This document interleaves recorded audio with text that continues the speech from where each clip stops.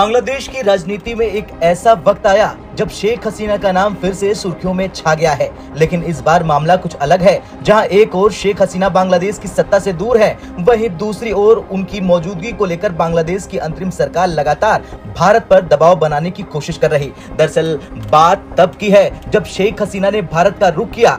भारत में उनके शरण लेने की खबरें अंतर्राष्ट्रीय राजनीति में हलचल मचा गईं। बांग्लादेश की अंतरिम सरकार को उम्मीद थी कि वे आसानी से शेख हसीना को वापस ला पाएंगे और उन पर मुकदमे चलाएंगे। लेकिन जैसे ही उन्होंने भारत की ओर देखा, उनकी उम्मीदों पर पानी फिरता नजर आया। भारत की मोदी सरकार ने चुप्पी साध ली। इस चुप्पी का मतलब अंतरिम सरकार के लिए एक बड़ा संदेश था, शेख हसीना को इतनी आसानी से नहीं सौंपा जाएगा। इसी बीच बांग्लादेश की अंतरिम सरकार ने प्रोफेसर मोहम्मद यूनुस से उम्मीदें लगाई थी। मोहम्मद यूनुस का सोचना था कि अमेरिका और जो बाइडेन प्रशासन के समर्थन से वे भारत पर दबाव बनाएंगे। लेकिन हालात ने एक नया मोड़ लिया। अमेरिकी राष्ट्रपति चुनाव में डोनाल्ड ट्रंप की वापसी ने सबको चौंका दिया। ट्रंप ने पहले ही बयान दे रखा था कि बांग्लादेश में हिंदुओं पर अत्याचार हो रहे हैं। ऐसे में अमेरिका की नई प्रशासनिक स्थिति ने अंतरिम सरकार की मुश्किलें और बढ़ा दी है। बांग्लादेश की अंतरिम सरकार ने हार मानने की बजाय इंटरपोल का सहारा लेने का फैसला किया। उन्होंने इंटरपोल से शेख हसीना के खिलाफ रेड कॉर्नर नोटिस जारी करने की मांग की। उन्हें उम्मीद थी कि इंटरपोल के 196 सदस्य देश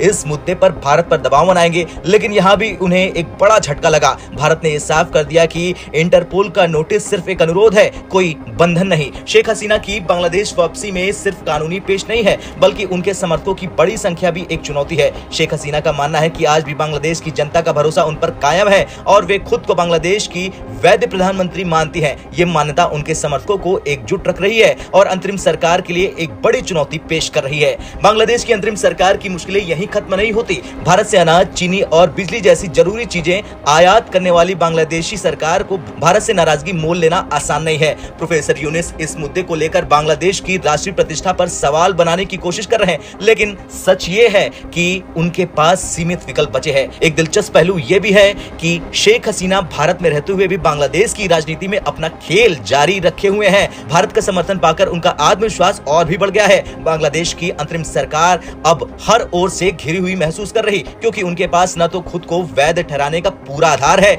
न ही शेख हसीना के खिलाफ कानूनी कदम उठाने की पूरी शक्ति।